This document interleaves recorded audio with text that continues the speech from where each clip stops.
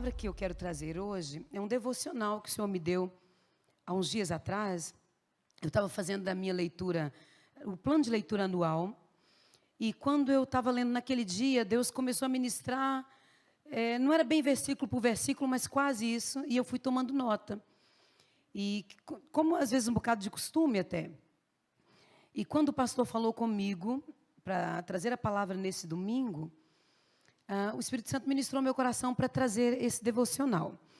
E depois eu partilhei com a Soraya, pedindo a ela para ministrar hoje o louvor.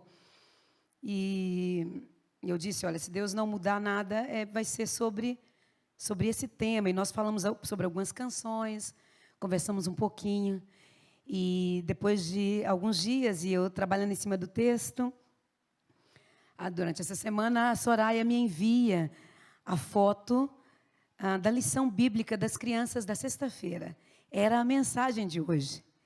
E foi assim algo maravilhoso. O pastor Hudson, quase que eu fulminava ele aqui em cima na sexta-feira, porque ele já estava assim arranhando demais naquilo que eu queria trazer. Sobre confiança, sobre fé em Deus. É o que Deus tem ministrado no meu coração e é aquilo que eu queria trazer.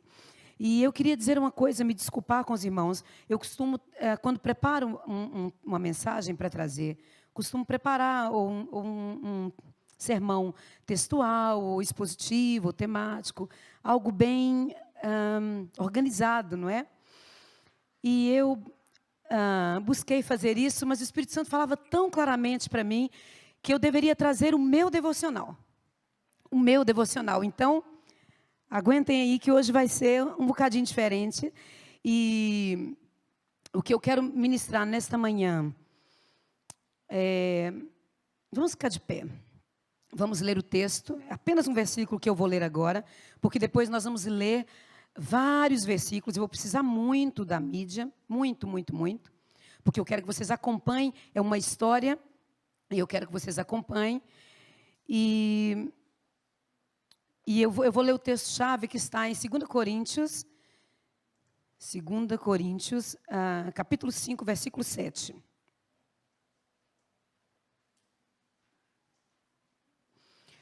Porque andamos por fé e não pelo que vemos. Amém?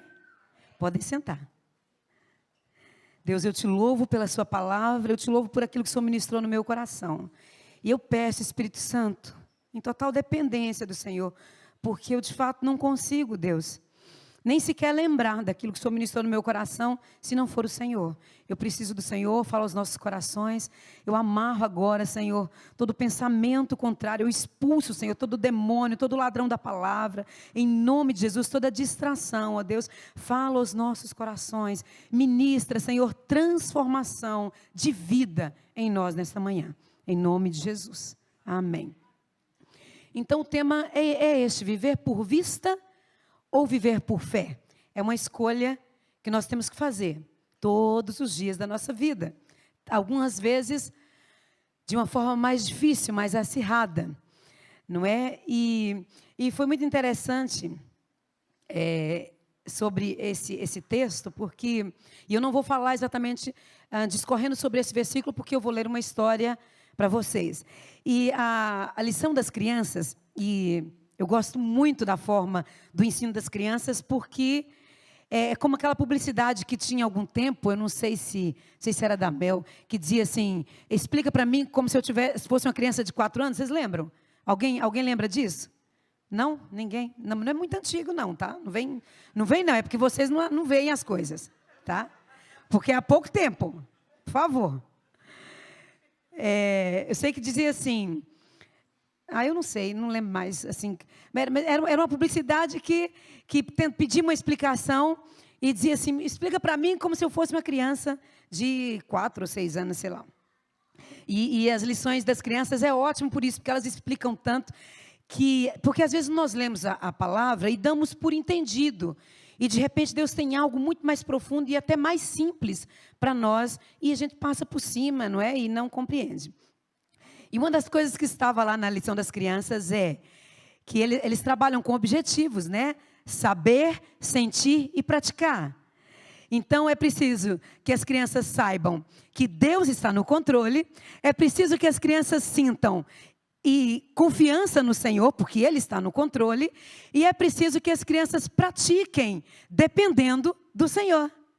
Então é isso, eu sei que Deus está no controle, então eu sinto confiança porque Deus está no controle, e como é que eu pratico isso? Tendo dependência de Deus, porque Ele é que está no controle. Não dependo de mim, nem de ninguém, nem de mais nada. Isso é maravilhoso, não é? E o princípio bíblico dessa lição das crianças era: aquele que é vigilante reconhece que Deus está no controle. E eu ainda acrescentaria: e descansa nele. Quando você reconhece que Deus está no controle, que não depende de você, porque às vezes nós não somos suficientes, porque nós falhamos, porque há impossibilidades para nós, mas nós podemos descansar num Deus todo-poderoso, como foi cantado aqui hoje. Amém? E levantarmos aleluias nas tribulações, nas tempestades. Amém? Porque é somente dessa forma, com esse posicionamento, que nós não seremos abalados. Amém? Então o Espírito Santo tem ministrado isso para mim, que aquilo que eu sei, aquilo que creio, é nessa palavra que eu devo caminhar, esse deve ser o meu andar, é por isso que eu devo viver. A minha vida deve ser pautada naquilo que eu creio, naquilo que eu sei e creio. E a minha vida deve ser pautada nisso, e não naquilo que eu sinto ou que eu vejo. Porque o que eu sinto é enganoso, o meu coração muda muito, os meus sentimentos mudam muito, oscilam muito, não é? Depende do dia. Para as mulheres depende mais um bocadinho do dia, não é? E aquilo que eu vejo também, por quê? Porque o que eu vejo é transitório. O que eu vejo pode ser enganoso também e passa, de qualquer forma, passa. Mas aquilo que eu creio é eterno, amém? Então vamos lá a um exemplo de um episódio que ocorreu no reinado do rei Ezequias, rei de Judá, no tempo do profeta Isaías. Está em Isaías 36 e 37. Capítulo 36 e o capítulo 37 é aqui que nós vamos basear esta palavra. Ezequias foi um rei que quis levar Israel de volta à adoração, de volta para Deus. Está lá em 2 Reis, capítulo 18, do versículo 5 ao 7, por favor. 2 Reis, capítulo 18, do versículo 5 a 7. Ezequias confiou no Senhor, Deus de Israel, de maneira que não houve ninguém como ele entre todos os reis de Judá, nem antes, nem depois dele. Olha que rei, não é? Adiante. Porque se apegou ao Senhor, não deixou de segui-lo, guardou os mandamentos que o Senhor ordenou a Moisés. Assim o Senhor estava com ele, e ele teve êxito em todos os seus empreendimentos. E aí vai dizer que ele se rebelou contra o rei da Síria, não quis pagar tributos, mas essa é uma parte que nós não vamos entrar nela. Então vamos nos basear aqui no exemplo de Ezequias, no capítulo 36 de Isaías. Era só para vocês conhecerem aquilo que a própria Bíblia fala desse rei, não é? Foi um bom rei, foi um rei segundo o Senhor. Quando nós entramos aqui no capítulo 36 de Isaías, no versículo 1, nós lemos o seguinte: no 14º ano do reinado de Ezequias, Senaqueribe, rei da Síria, atacou as cidades fortificadas de Judá e as conquistou. E aqui começa a minha história. 14 anos de reinado, Senaqueribe, rei da Síria, povo ímpio, povo que lutava contra o povo de Deus, não é? Ataca cidades fortificadas. Diga comigo, cidades fortificadas. Não eram cidades quaisquer, não eram povoados, eram cidades fortificadas. E aí ele não pôde nada contra elas, é isso que diz o texto? Não, diz que ele as conquistou. E o que é que Deus falava comigo no meu devocional? Senaqueribe, o rei da Síria, ele já havia conquistado Samaria, que era a capital da adoração, capital religiosa, lá das 10 tribos de Israel, porque havia sido instituído um outro culto lá em Samaria, que já não era em Jerusalém, como Deus tinha ordenado. Ele conquistou essa cidade, e ele já havia conquistado cidades fortes, cidades que estavam bem armadas, cidades que estavam bem muradas contra o inimigo. Ele já havia conquistado. E a palavra de Deus diz que o nosso inimigo também anda em derredor, não é isso? Como um leão que ruge, ele está procurando tragar. 1 Pedro 5,8 diz que ele anda em derredor. E o que é que Senaqueribe fez? Ele atacou cidades fortificadas, mas ainda faltava algo. E a minha pergunta para nós nessa manhã é: o inimigo tem conquistado terreno na sua vida? Ele tem invadido e levado coisas preciosas da sua vida? Você tem sido roubado em alguma área da sua vida? Como estão as suas forças, as suas defesas, aquilo que você considerava forte na sua vida? Será que também tem sido atacado? Será que tem sido conquistado? O que você está vendo hoje na sua vida é aquilo que você crê? E se não é aquilo que você crê, é aquilo que você espera, você vai agir baseado em quê? No que você está vendo agora ou naquilo que você crê? E eu quero começar por aí. Qual é a sua escolha? Satanás começa, como a gente costuma dizer, comer pelas beiradas. Ele não vai direto ao centro. Ele vai minando as suas forças, vai tirando o seu foco de Deus, vai tirando a sua vida de adoração, vai tirando o seu cultivo de valores, vai tirando forças, vai te enfraquecendo. E você precisa ter discernimento para perceber as áreas em que ele está entrando e está te roubando. Aquilo que você diz: eu fazia, eu era tão bom, eu estava na oração, antes eu até jejuava. Cuidado. Depois nós seguimos aqui no capítulo 36 ainda, diz assim: então o rei da Síria, no versículo 2, enviou de Laques, seu comandante em chefe, junto com um grande exército, para confrontarem o rei Ezequias em Jerusalém. Aí na versão aí está um bocadinho diferente, não é? Continua para mim. No 36, vê se tem mais alguma coisa a seguir. Sim, seria a parte B que eu li, não é? É o 36:2, continua? Sim. Eu quero a parte que diz lá que ele entrou em Jerusalém, por favor. 36:2. Sim, grande exército a Jerusalém. Ele já tinha atacado cidades fortificadas, amém? Mas agora ele está onde? Em Jerusalém. E o que é Jerusalém? Jerusalém é a cidade que Deus escolheu para habitar. Jerusalém é chamada a cidade santa. Jerusalém é chamada a habitação do Altíssimo. Jerusalém é o centro de adoração escolhido por Deus. Ele quer o lugar que Deus escolheu para ser adorado. Esse é o foco. Cidades fortificadas.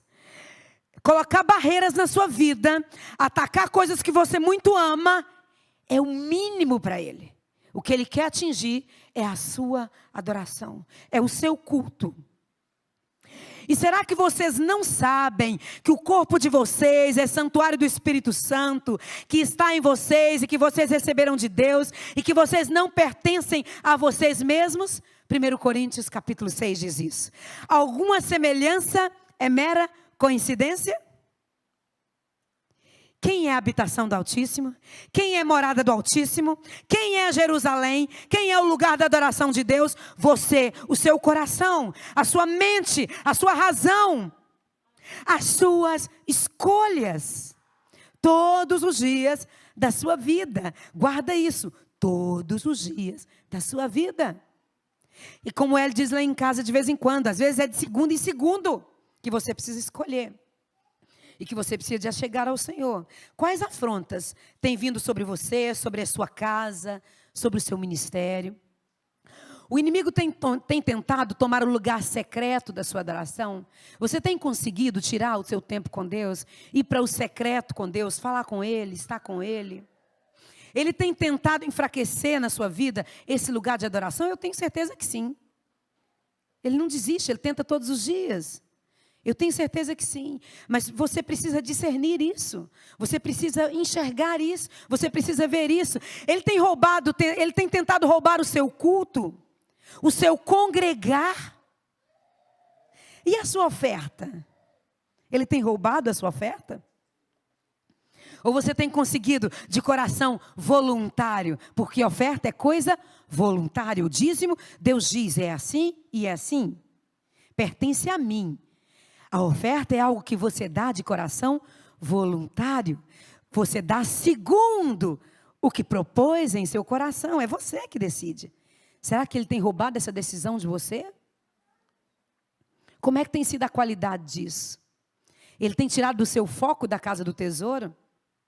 Você que tem conseguido perceber esses ataques contra a congregação do Senhor, contra o lugar do culto, contra essa reunião aqui? Ele tem tentado te tirar dessa reunião? Tirar o seu foco daqui? Parece que aquilo que você vê, às vezes, é mais forte do que aquilo que você crê, não é? Do que aquilo que você colocou no seu coração e saiu do culto disposto a fazer durante a semana.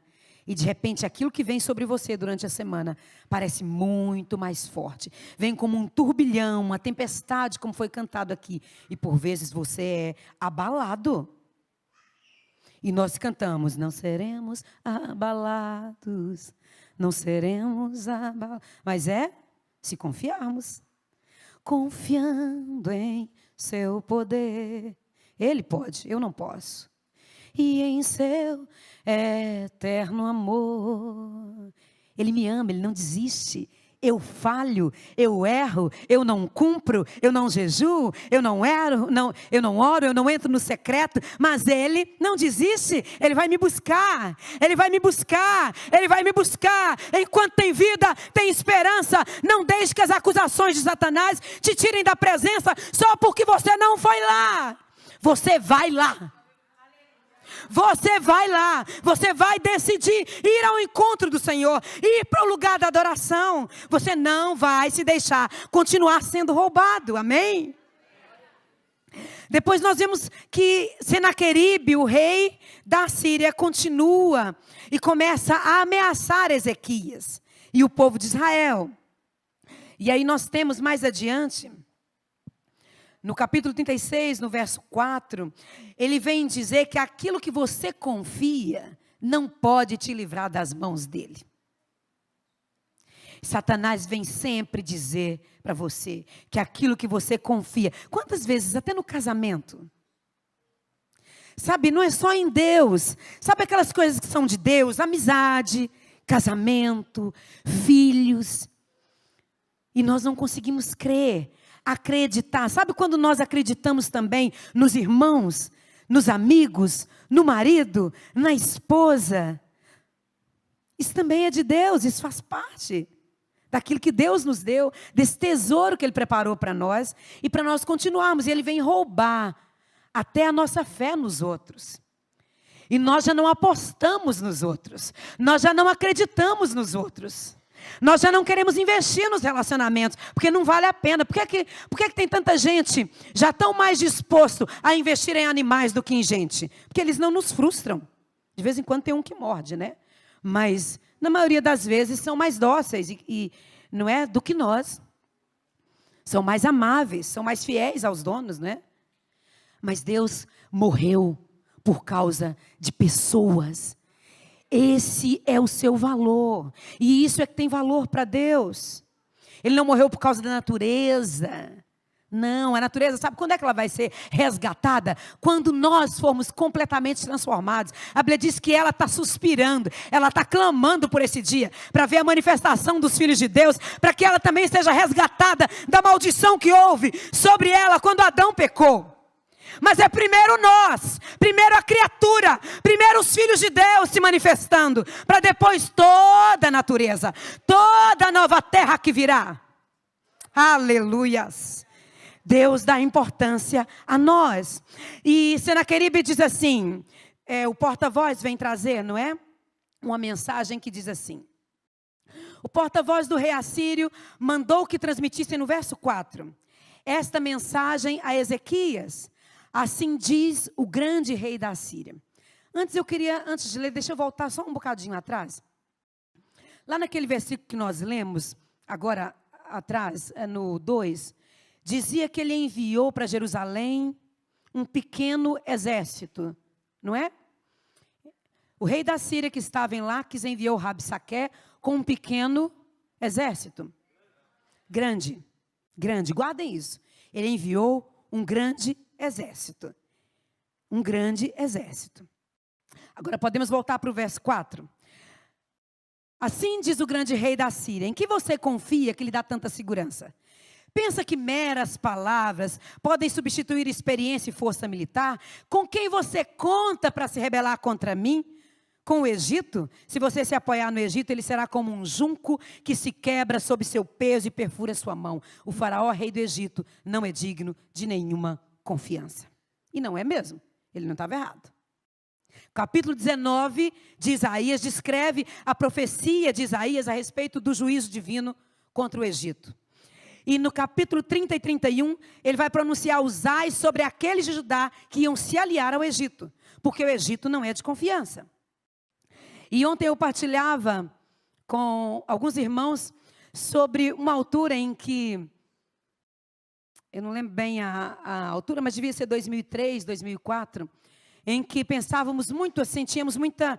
Já tinha passado 4 anos, era para voltarmos, íamos de Portugal para o Brasil, nós íamos para ficar 1 ano. Então já era para termos voltado há 3 anos atrás. E começamos, não, vamos embora, é hora de ir embora. E eu comecei a abrir a Bíblia e procurar a palavra. Então, eu abria sempre ali na Bíblia, uma Bíblia que era do Hélio. E eu abria sempre num texto de Isaías que dizia: se vocês voltarem para o Egito, a fome que você teme vai te alcançar, a espada que você teme vai te alcançar. E aí eu abri 1 vez, 2 vezes, 3 vezes, 4 vezes. E eu disse: essa Bíblia, e não era o mesmo dia. Eu disse: essa Bíblia tá com defeito. Está com problema, está viciada. Aliás, não, o defeito sou eu, que sou uma crente de meia tigela e fico abrindo Bíblia para ter a resposta. Então, abri outra Bíblia. Foi a mesma coisa. Foi a mesma palavra e nós ficamos.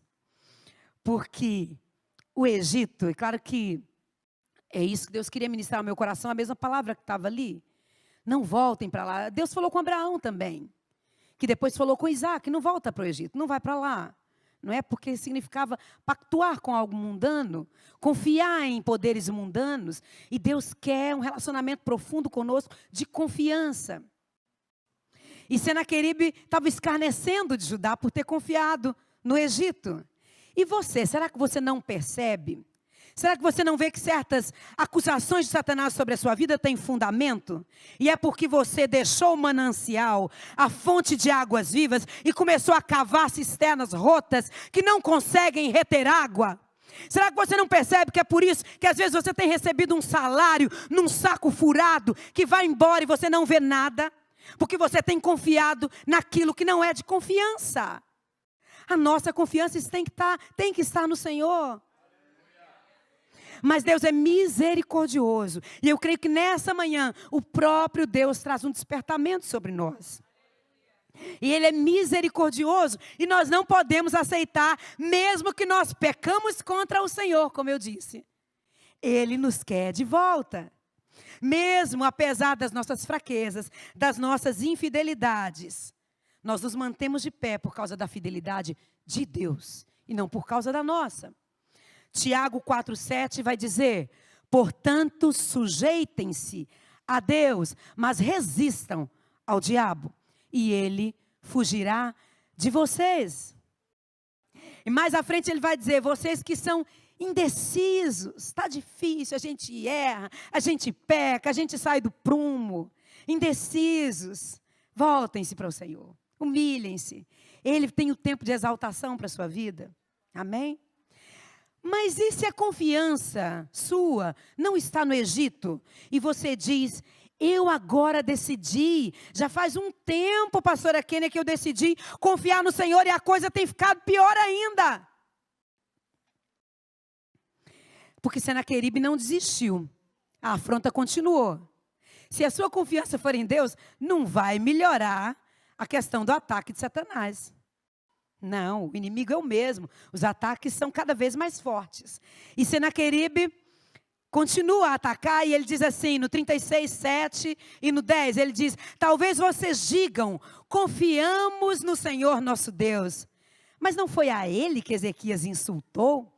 Ezequias não destruiu os santuários, os altares dele, e obrigou todos em Judá e Jerusalém a adorarem somente no altar em Jerusalém?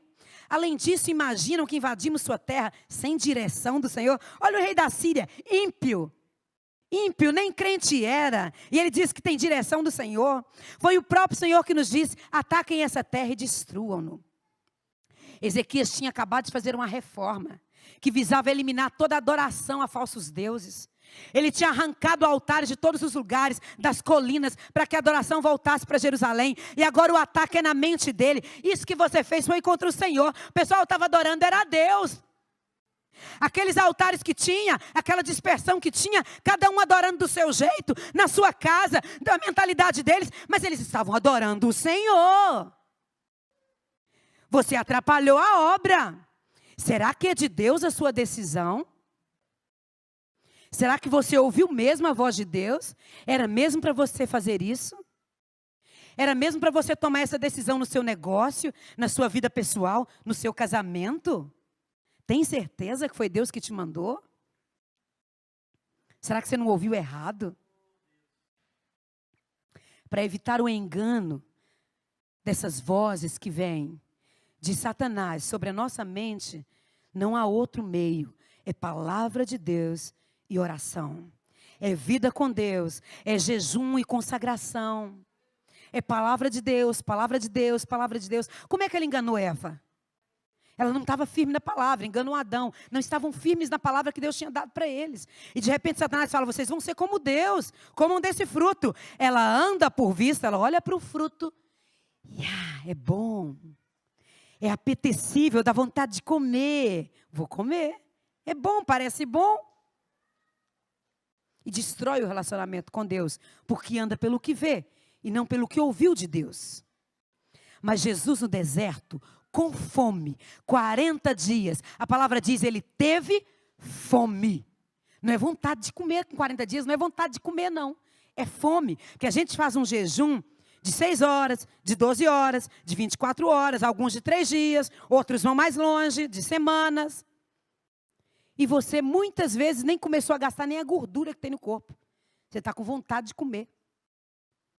Porque o nosso organismo está viciado na comida, no hábito, nas calorias, nos açúcares. Dependemos, precisamos disso.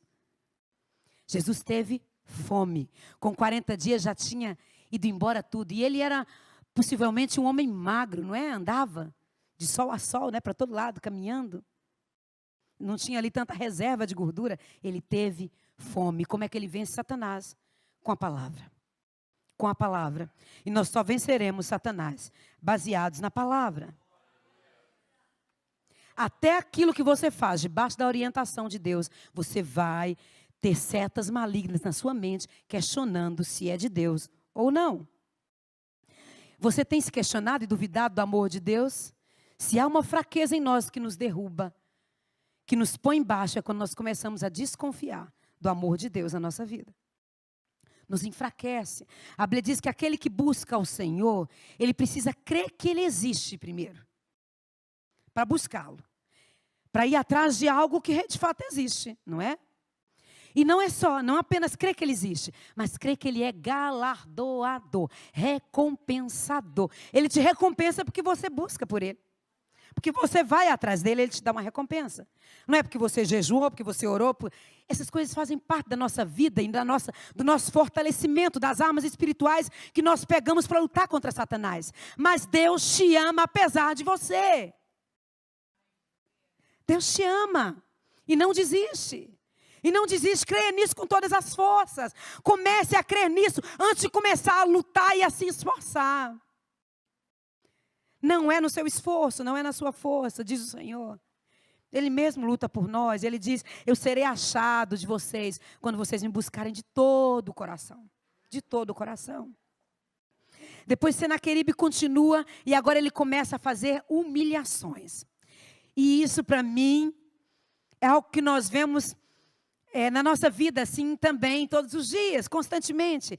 E ele diz para Ezequias que ele é insignificante. E é por isso que eu disse para vocês prestarem atenção lá no versículo 2, quando diz que ele enviou o seu representante com um grande exército. Desculpa?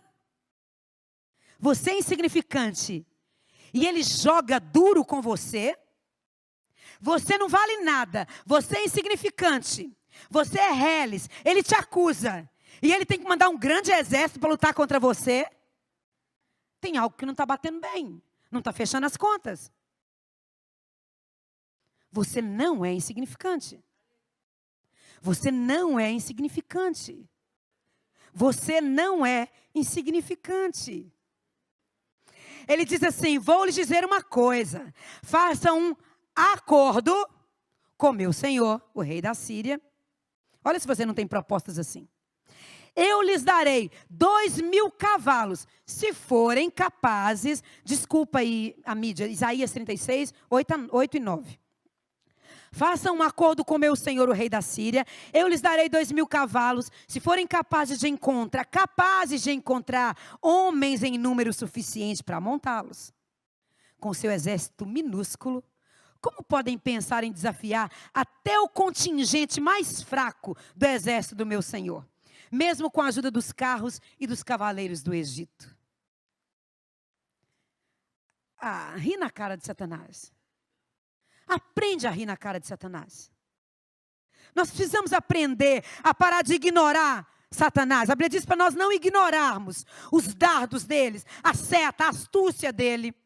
Não é fingir que não está ouvindo. Não é quando a coisa está engrossando em casa e você vai ignorar para passar por cima e aí a mágoa entra, o rancor entra. Não é ignorar, é confrontar com armas espirituais. É abrir a sua boca e levantar um aleluia no meio da tempestade. É confiar no Senhor. Não é fingir que não vê. Sabe por quê? Ele está aqui junto de você. Os demônios estão ao seu redor. Ao seu redor tem anjos. Não é assim? A Bíblia diz que ao nosso redor tem anjos. Ao derredor está o inimigo. Ele sabe que ele está ali, mas a gente age como se não soubesse. Ele sabe que ele está ali. Ele sabe as palavras que ele está lançando na sua mente. Ele sabe. Ele está lançando setas. Ele sabe. Não é porque ele sabe o que você está pensando, mas ele está tentando. Ele está jogando verde para colher maduro, não é assim que a gente fala? Ele está jogando. E você está ignorando. Aquilo está tomando conta da sua mente, está te chateando, te consumindo. E você diz, é difícil. É o que a gente mais ouve. Mas é tão difícil. É difícil demais. É tão difícil. E continua ignorando Satanás, continua ignorando os demônios ao seu redor, jogando dardos, te inflamando, às vezes usando pessoas para falar com você, te enfraquecendo.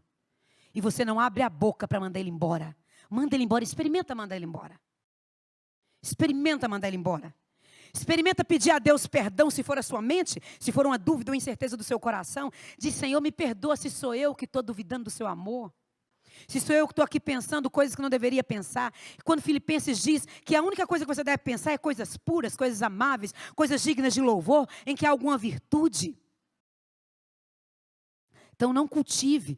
Quando vier um pensamento à sua mente, pensa, isso pode ser de Deus? Pode ser Deus falando comigo? Não pode. Então, eu tenho que mandar embora. Eu tenho que expulsar. Amém? Se o exército de Deus é minúsculo, inexpressivo, fraco, por que razão o inimigo precisa de um grande exército contra nós? Por que é preciso jogar tão forte nas escolas? Por que é preciso levantar tanta gente? Por que é preciso uma mídia tão poderosa trabalhando por trás dos joguinhos e dos vídeos e dos filmes para atingir as nossas crianças? São pessoas inteligentíssimas, trabalhando com esmero para atingir o cérebro das nossas crianças, as emoções das nossas crianças e roubá-las de nós e do nosso Deus. E nós ignoramos. Só mais um bocadinho. Eles precisam se entreter, não é? E deixa o diabo entretê-los. Deixa ele brincar com eles um pouquinho. Outro dia o Senhor falou comigo claramente, numa oração que nós fazíamos. Penso que no culto passado, não sei se no domingo ou na sexta. Eu partilhei com o Hélio. Deus falou comigo claramente quando nós nos levantamos para orar pelas crianças. E eu estava com essa palavra já na minha mente. E Deus disse, não adianta vocês orarem e me pedirem que guarde, que proteja, se vocês não ajudam, se vocês não se aliam comigo, se vocês não estão junto comigo, protegendo, guardando, se vocês pegam os aparelhos e colocam na mão deles. E dizem, fica à vontade. Eu não estou dizendo, nós estamos numa geração completamente tecnológica. Quem sou eu para dizer que vou tirar isso dos meus filhos? Não é isso. Não é isso. Mas quanto tempo deixamos? Quanto tempo eles são ministrados na igreja e por você? E quanto tempo são ministrados por outras coisas? Quanto tempo? Não adianta nós ficarmos aqui. Deus ajuda, Deus socorre, Deus salva eles. Fala no coração deles, batiza com o Espírito Santo. Você tem ministrado o batismo com o Espírito Santo na vida dos seus filhos? Você tem buscado o batismo com o Espírito Santo? Você tem buscado se fortalecer no Espírito Santo? Você tem buscado orar, jejuar, ter um tempo secreto com Deus e ministrar isso sobre seus filhos? Deus espera que nós o busquemos e ele será achado de nós.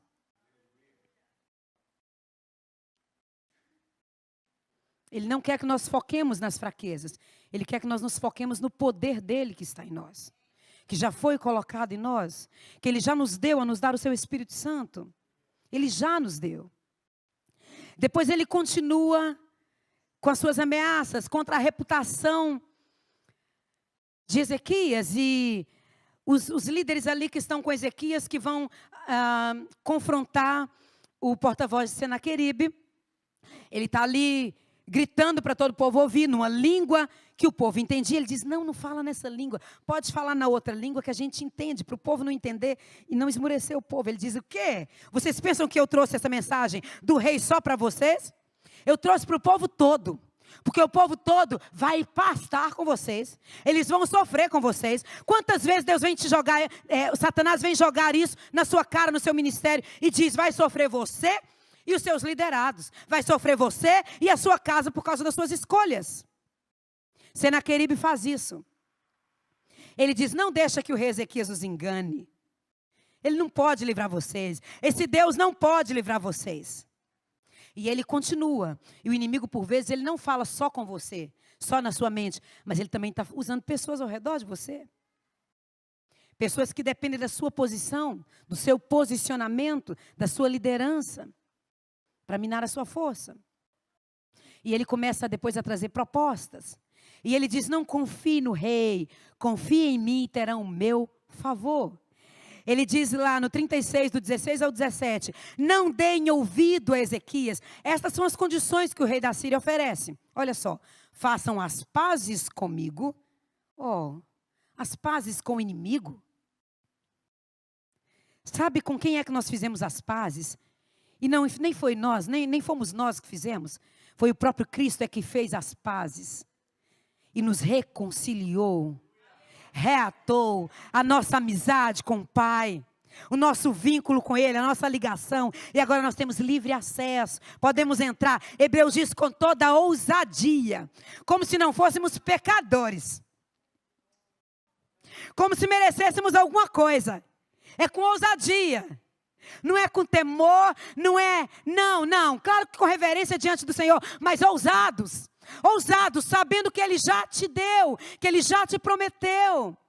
Está sobre você a promessa dEle. Propostas vêm para você, e não vêm somente para você, vêm para pessoas que confiavam em você. Para minar a sua reputação, para acabar com você. Mas você vai se humilhar debaixo da poderosa, da potente mão de Deus. Você vai lançar sobre Ele todas as suas ansiedades. Ele vai te exaltar. Ele vai cuidar de você. A palavra diz, seja sóbrio, seja vigilante. Não ande como um bêbado, como um irracional, como quem não tem governo das emoções, porque está sem os sentidos, sem o domínio de si por causa da bebida. Não ande assim. Seja sóbrio. Domine sobre você mesmo. Como eu vou dominar sobre mim, sobre as minhas emoções, sobre os meus sentimentos, sobre essas circunstâncias escuras que estão sobre mim? Como?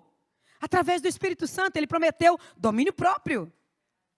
Quem tem o Espírito Santo, tem o fruto do Espírito Santo. Domínio próprio. Ele tem poder para nós.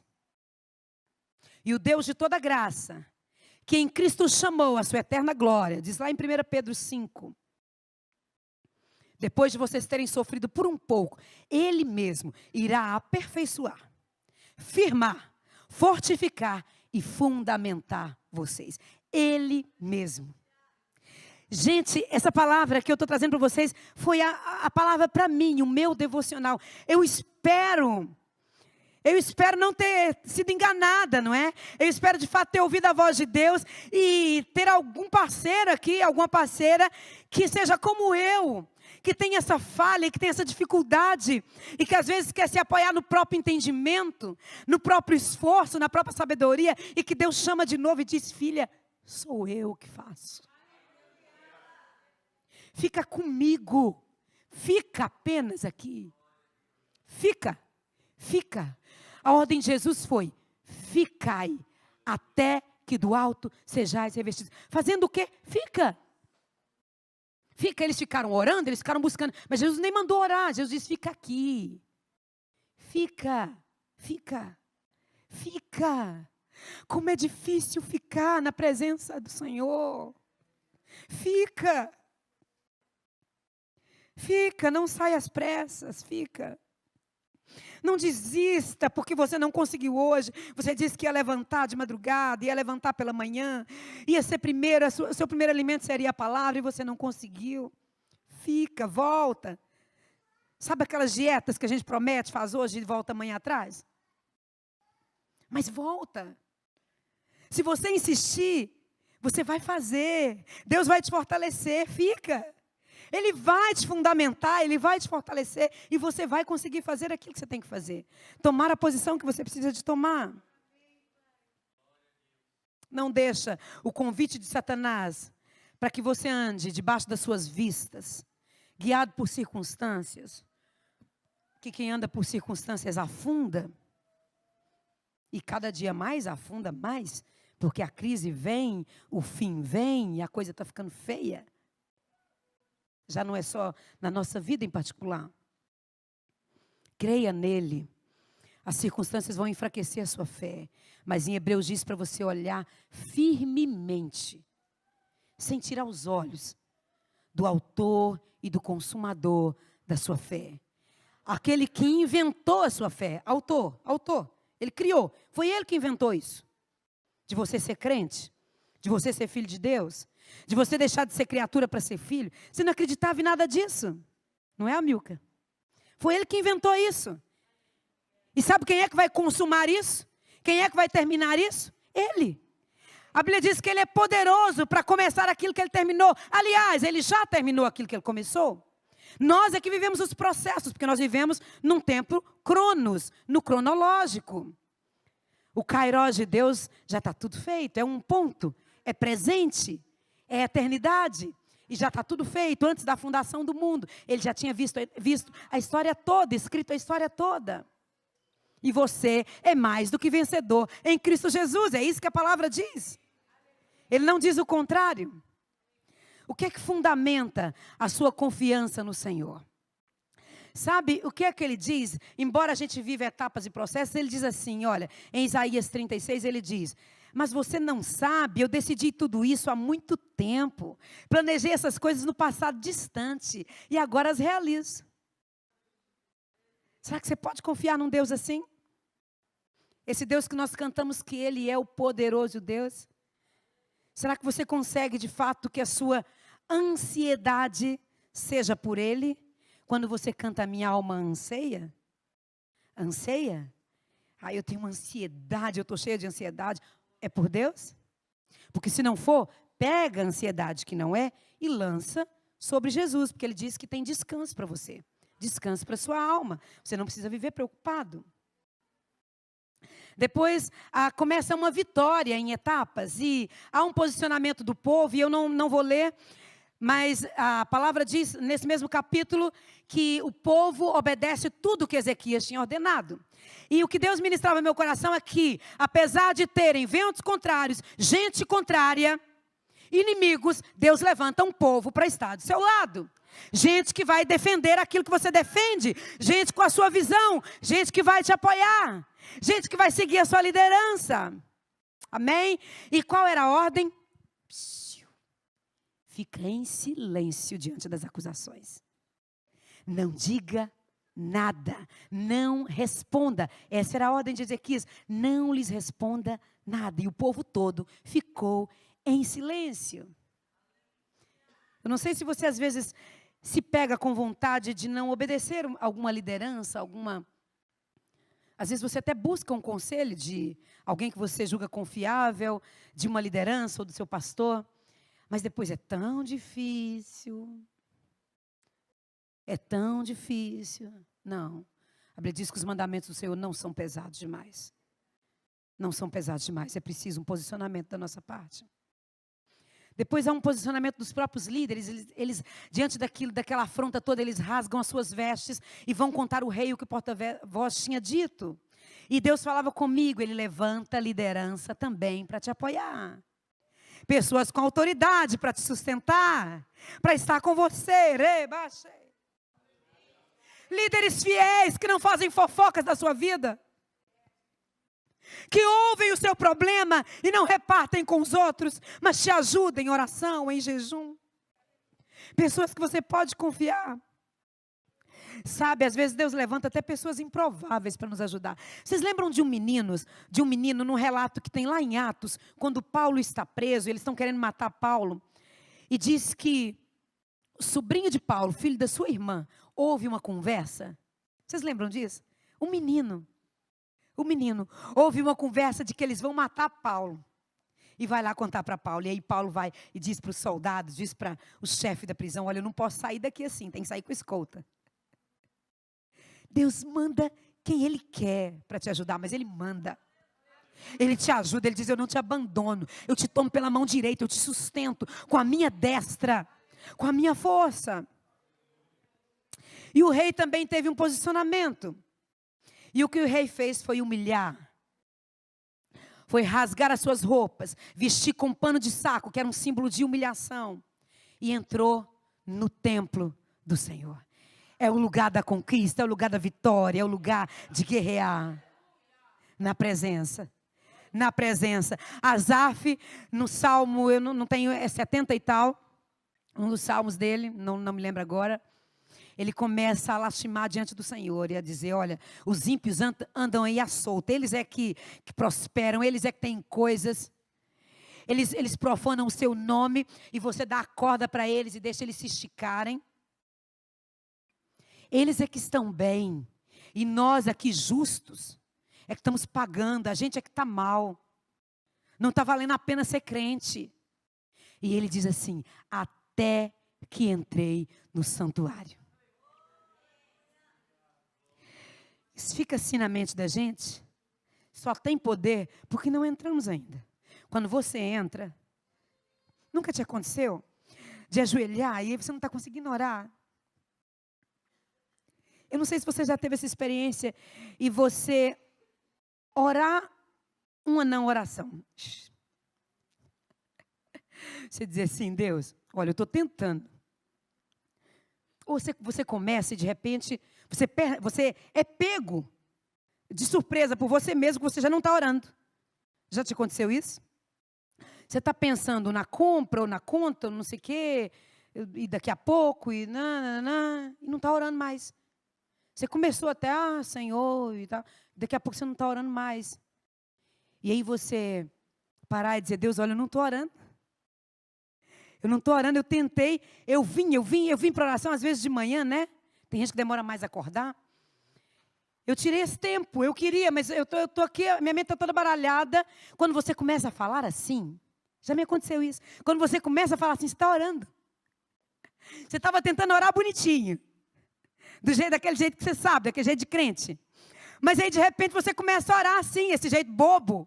Mas esse jeito sincero, esse jeito de criança, de quem confia, e sabe que o pai está te ouvindo, e começa a dizer para ele assim, pai, eu não estou conseguindo orar, não estou conseguindo firmar o meu pensamento aqui, eu bem queria orar, mas, e de repente ele vai tomando, daqui a pouco você está orando, se você fala em línguas, daqui a pouco você está falando em línguas, e você percebe uma presença que te envolve, e resolve o seu dia.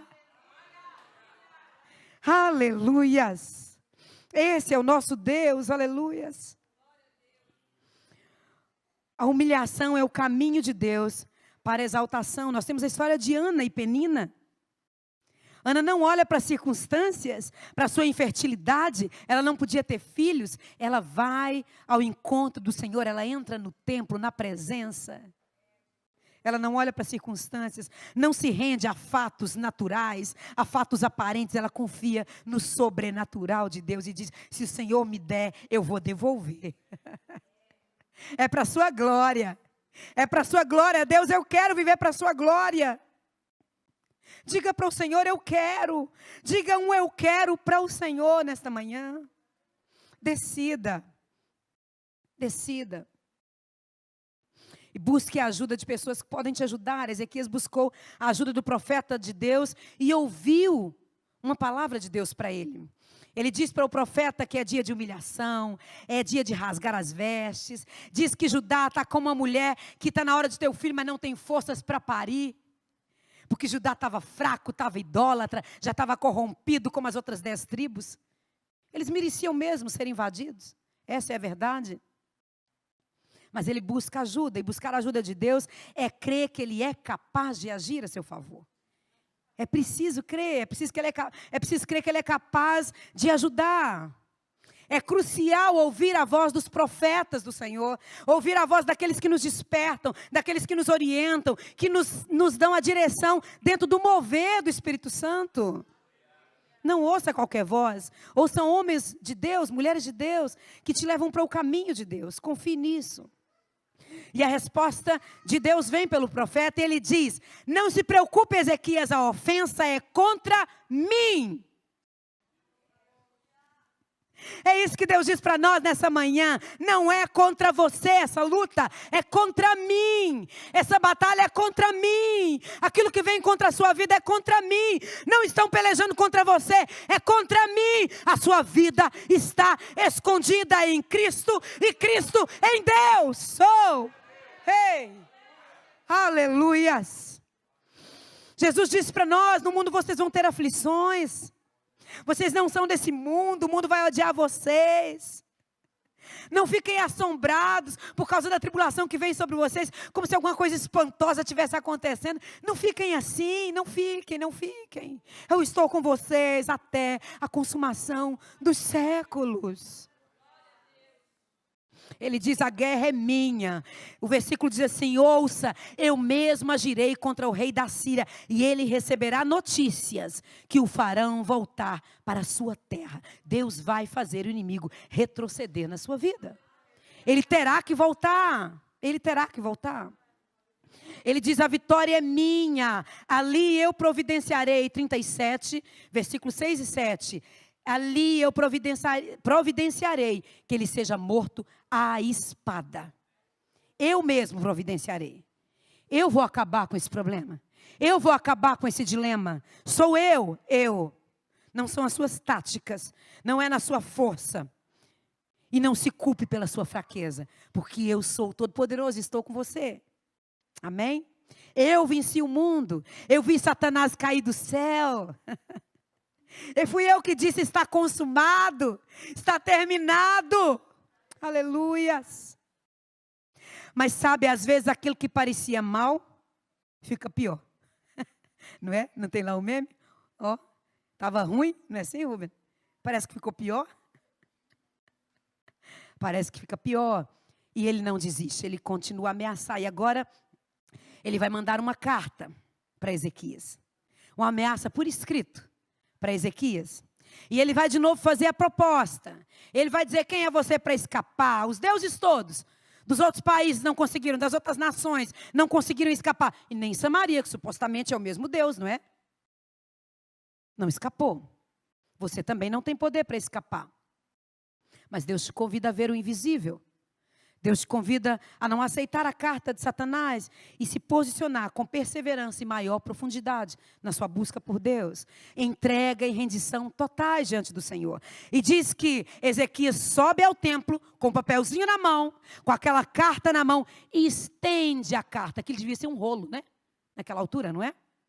Estende a carta diante do Senhor. Sabe o que é que...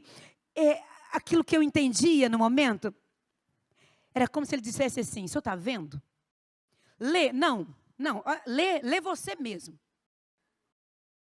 Talvez eu estou entendendo alguma coisa errada, não estou sabendo ler, Deus. Talvez tenha alguma coisa errada aqui. Lê, faz a leitura. Eu quero ouvir a sua leitura, Deus. Qual é a sua leitura sobre o meu problema? Qual é a sua leitura? Como é que o senhor lê isso que está acontecendo na minha vida? Como é que o senhor está vendo isso? O que o senhor diz sobre isso? Leia o senhor mesmo, sabe por quê? Porque o que ele está dizendo não é mentira, ele está dizendo verdade. Os deuses todos foram derrotados, as nações todas foram derrotadas. E nós realmente confiamos no Egito, nós pecamos contra o Senhor, ele não está errado. Ele não está errado. Sou muito falho, fui eu que errei, fui eu que fiz, fui eu que pequei, o erro foi meu, é verdade. Mas como é que o senhor vê isso? Qual é a sua palavra diante dessa carta? Diante dessas acusações, estende, abre a carta diante de Deus, você vai experimentar alívio. Você vai experimentar alívio na alma. Sabe aquela paz que ele prometeu, que excede? Você queria entender, mas você não é capaz. Excede o entendimento. Transpõe o seu entendimento. É mais do que você pode entender, ele vai te dar paz. Se ele não resolver a situação no momento, ele vai te dar paz. Ele vai tirar a angústia, ele vai tirar a aflição. Aleluias. Aleluias. Aleluias. Se alinhe com Deus em oração e com a sua palavra. Apresenta o problema para que Deus faça uma leitura do seu problema. Ele estendeu a carta. Você já estendeu e já se interessou em ouvir o que é que Deus pensa a seu respeito? E a respeito daquilo que você passa, das suas lutas, dos seus dilemas? E Ezequias entra na presença do Senhor em reverência, em adoração. E chama ele de Senhor dos Exércitos. Quando ele chama ele de Senhor dos Exércitos, ele está dizendo: esses exércitos aí, o Senhor deles é o Senhor. É você que controla tudo. É você que manda, Deus. Então eu não vou temê-los, porque é você que manda. É você que é o Senhor dos exércitos. E nós somos o teu povo. Ovelhas do seu pastoreio. A ovelhinha perdida que você deixou 99 para vir atrás. Sou eu, Deus. Sou eu. Sou eu.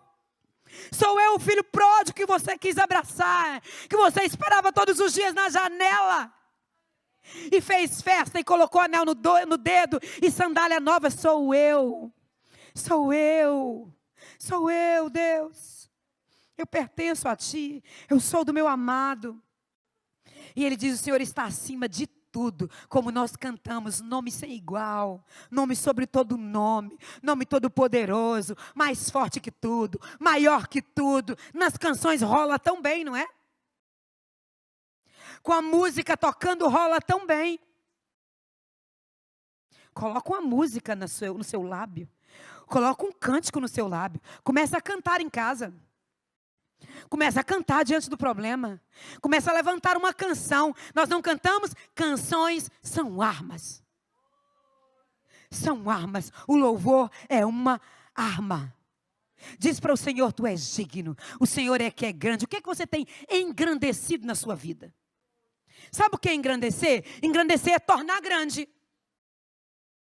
O que é que você tem tornado grande na vida do seu esposo e na vida da sua esposa? Eu te pergunto nessa manhã: as qualidades ou os defeitos? Na vida dos seus filhos, na vida dos seus pais, o que é que você tem tornado grande? E o que é que diante de Deus você tem tornado grande? Deus ou seus problemas? Deus ou a sua fraqueza?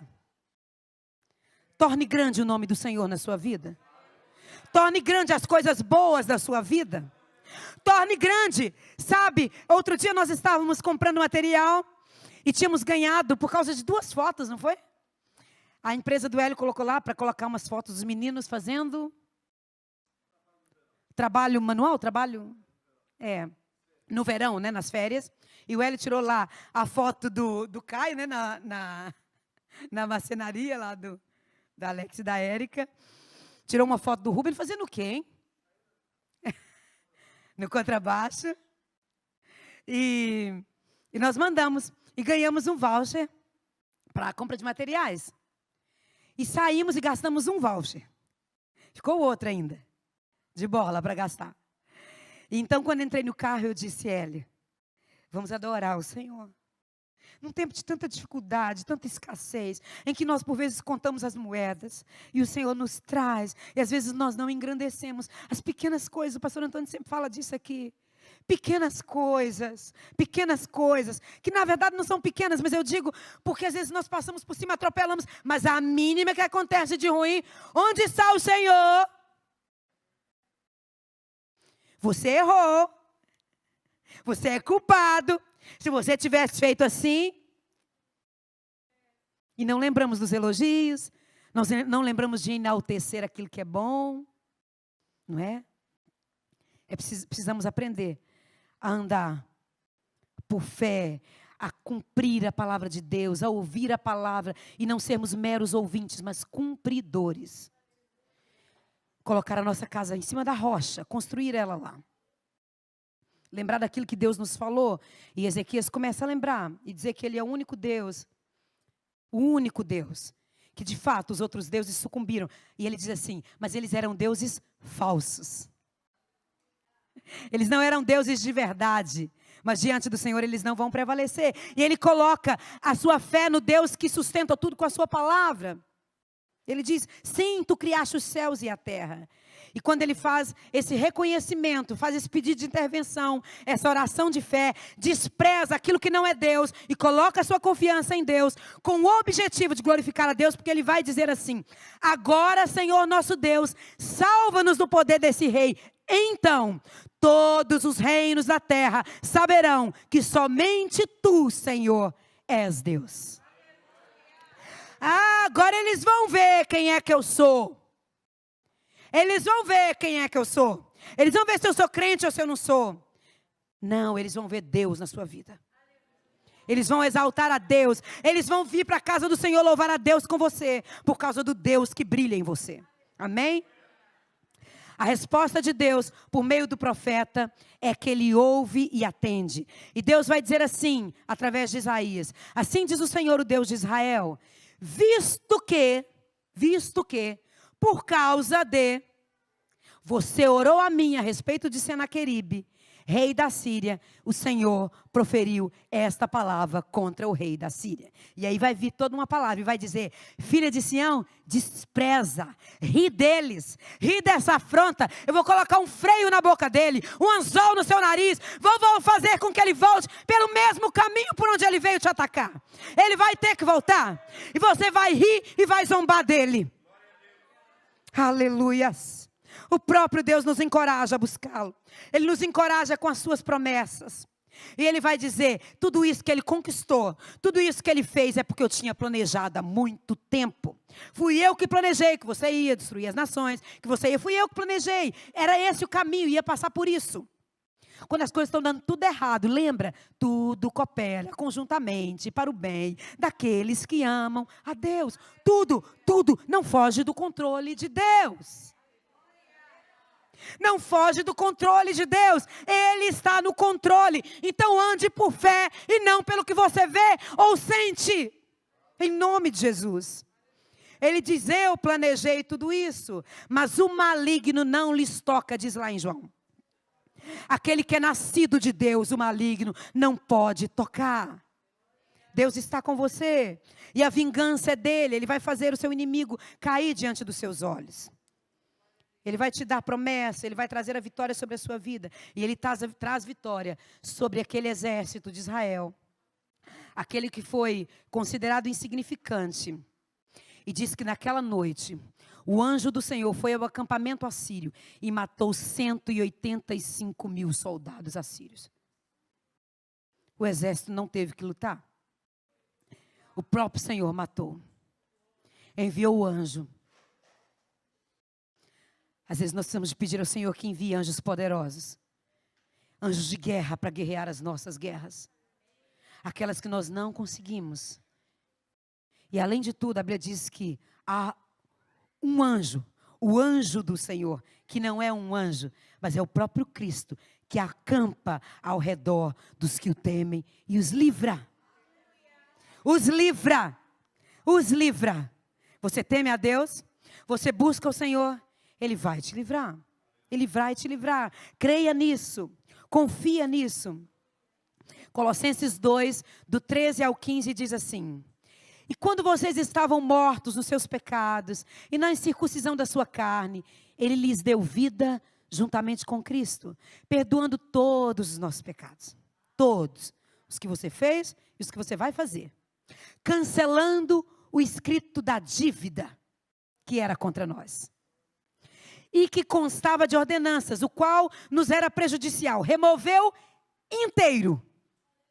inteiramente e cravou na cruz.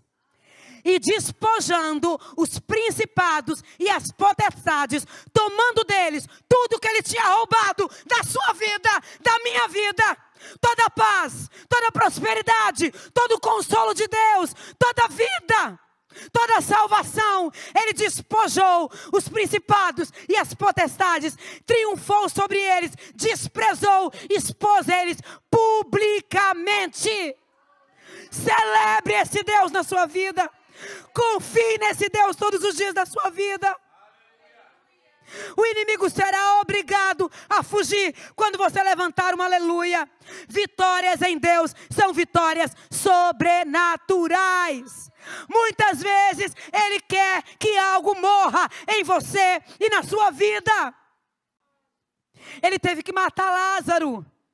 A filha de Jairo teve que morrer.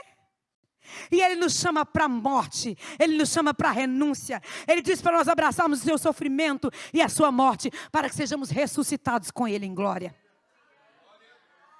A vida de vitória com Cristo é primeiro vivida numa morte da carne, de desejos pessoais, para abraçar a vontade de Deus. É isso que Ele quer para nós. De andar por vista, para andar pela sua palavra, por aquilo que Ele decretou na sua vida. Deus também espera que nós morramos para nós mesmos, para os nossos esforços, para o nosso entendimento, e vivamos no Espírito, andemos em Espírito. E Deus é fiel e cumpre toda a sua promessa. Esse exército cai diante do Senhor, diante de Israel, e é assim nas nossas vidas, se nós permitirmos que Ele lute por nós. E lá em Hebreus diz que Ele não se envergonha de ser chamado Deus de Abraão, porque Abraão confiou nele. Que Deus não se envergonhe de ser chamado de seu Deus. Que você não seja uma vergonha como crente. Que Deus não se envergonhe porque você diz que é crente. E que é desta ou daquela igreja. E que é cristão. Mas que Ele não se envergonhe de ser chamado de seu Deus. Porque você confia nele. Presta atenção nessa palavra. Ele não se envergonha. Não é porque você faz. Não é porque você é. Não é porque você anda corretamente. É porque você confia nele. Será que a gente consegue perceber o que é confiança? Será que você consegue discernir o que é confiança? Na sua vida. Na sua vida, o que é confiança? Quando você não quer, quando você fica chateado porque alguém desconfia de você. Quando você não confia em alguém. Será que você pode trazer isso para a parte espiritual e entender o que é que Deus está te falando? Confiança. Como uma criança confia num pai. E ele diz assim, pode pular. E o pai espera de braços abertos, ela está em cima de uma mesa. Quem é que nunca fez isso com o filho? Não é? Criança, e diz, pode pular. E mesmo assim, quando era pequenininho, e a mãe pequena desse jeito, pulava no colo da mãe, porque tinha confiança. A mãe bem que podia deixar cair, né? Confiança. Confiança, a Bíblia diz que aqueles que têm esse coração de criança, confia nele inteiro, inteiro, inteiro, inteiro. Inteiro, inteiro, inteiro, inteiro, inteiro. Ele te chama para confiar nele como filho. E te chama para andar nesse tempo como uma noiva. Como uma noiva que sabe o que quer, que sabe para o que está indo, que sabe escolher o vestido, a festa. Uma noiva que tem autoridade, uma noiva que manda. Uma noiva que não anda subjugada, que só se submete ao domínio do Espírito Santo, não se submete às propostas e aos acordos que Satanás traz para a sua vida. E às afrontas dele. Eu vou terminar. Nós precisamos viver uma vida de fé diante do Senhor. Porque é só assim que nós temos vida, do contrário nós vamos morrer. Sem fé é impossível agradar a Deus. E foi Ele que nos deu a fé. Ele mesmo nos deu a fé. Nós só precisamos andar nele. Deixarmos, sermos guiados, orientados, buscarmos, não darmos ouvido às afrontas e darmos ouvido à sua palavra. E eu quero concluir essa palavra com Isaías 30, 15. Isaías 30, verso 15. Eu quero ler com vocês. Porque assim diz o Senhor Deus, o Santo de Israel, na conversão e no descanso está a salvação de vocês. Na tranquilidade e na confiança reside a força de vocês. Mas vocês não quiseram. Ainda o versículo 18, por favor. Desse mesmo capítulo. Verso 18. Por isso, o Senhor espera para ter misericórdia de vocês. E se levanta para se compadecer de vocês. Porque o Senhor é Deus de justiça. Bem-aventurados todos os que nele esperam. É essa palavra que eu quero deixar. Qual é a sua escolha hoje? Por vista ou por fé? Como é que você vai andar na sua vida? Qual é a escolha que você tem, vida ou morte? A salvação, minha e sua, está na conversão a Ele e no descanso nele. Conversão e descanso igual salvação. Tranquilidade e confiança igual força. Você precisa de salvação, conversão e descanso. Você precisa de força, está cansado? Tranquilidade e confiança no Senhor. Amém? Deus abençoe.